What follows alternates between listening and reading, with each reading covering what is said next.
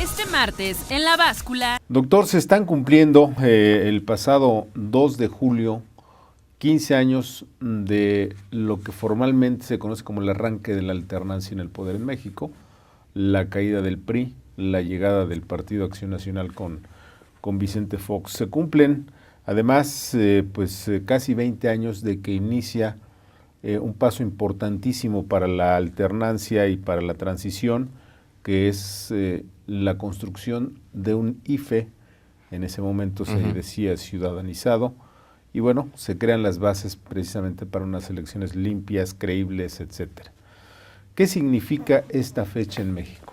Bueno, sin lugar a dudas creo que es un buen momento para hacer un corte de caja de lo que hasta ahora hemos obtenido como parte de la implementación de lo que clásicamente decimos transición democrática. Creo que de manera positiva porque se ha incrementado la competitividad y la pluralidad en términos de la composición de gobiernos.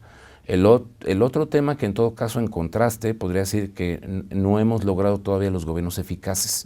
Estamos teniendo dificultades para que el PRI pueda entender que no se puede regresar a los métodos del pasado para tratar de controlar los problemas del presente. A ver, doctor, en el año 2000 se nos decía que viviríamos algo así como que en el mejor de los mundos. Exactamente. Se había ido el PRI, había pluralidad en el Congreso.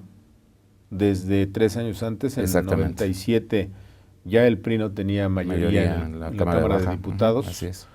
Y bueno, pues estábamos casi a las puertas del paraíso. Así es. Sin embargo, el gobierno de Vicente Fox parece que terminó en un gran fracaso. Sí, yo creo que precisamente esta situación de la falta, digamos, de decisión para realmente impulsar los cambios que la ciudadanía esperaba para que eso ocurriera, pues no aconteció, y de hecho, aunque de todos modos hubo un voto de ratificación muy cuestionado, eso también ha venido desgastando la idea de recargarle toda la responsabilidad a una sola autoridad, cuando este es un proceso que conlleva mucho más pasos: aprendizajes legislativos, aprendizajes judiciales, aprendizajes institucionales de cómo la ciudadanía entonces ahora también tiene que adquirir o tuvo que adquirir nuevas responsabilidades.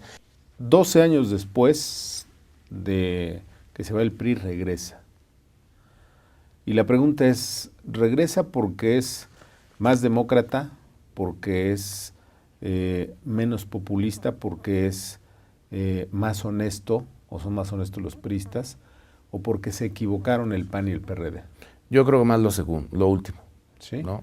Yo creo que hay una claro, también hay un rediseño que no hay que demeritarle a los priistas, de que volvieron a generar una mecánica de organización, el trabajo de Mariano Paredes Alcocer, de Beatriz Paredes, ¿no? Que fueron muy importantes para precisamente tomar piso y visualizar realmente desde dónde podían relanzar al partido, y el peso que en ese momento particular tenían los gobernadores, que finalmente lograron construir o superar incluso sus diferencias que tenían con el Bester Gordillo, en algunos casos recuperando no directamente a los gobernadores, pero sí empezando a trabajar con sus estructuras desde abajo.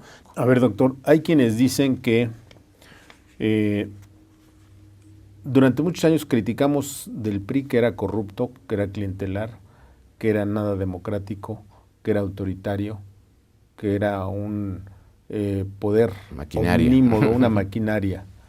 Pero cuando llega el PAN al poder a nivel federal, en 12 años, desde el 2000 al 2012, y cuando llega el PRD a la Ciudad de México, todavía hoy tiene buena parte de ese poder, el espacio, hicieron exactamente lo mismo. Exacto. Sí, entonces el problema es de el poder en sí que corrompe, o de los partidos que se dejan corromper. ¿Cuál es el problema?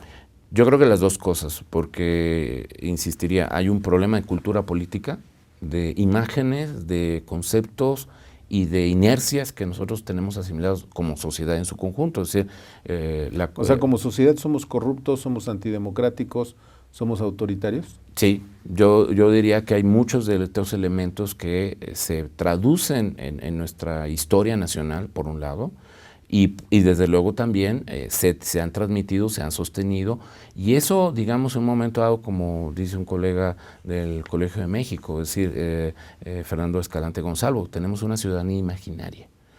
La transición inacabada. Hay una gran... fue un debate hace algunos meses y me parece que es un debate permanente, ¿estamos terminando o arrancando la transición democrática en México? Como fases así exactas, yo diría que es un poco complicado decir que estamos cerrando o abriendo algo. Yo creo que más bien estamos en el riesgo de no concluir la transición. Es decir, en el sentido de que hoy... O sea, el regreso del PRI detuvo el proceso de transición. Es un factor contribuyente, pero sumo lo que bien se decía de que el PAN y el PRD también han detenido parte de esa transición. La Báscula, martes, 10 de la noche.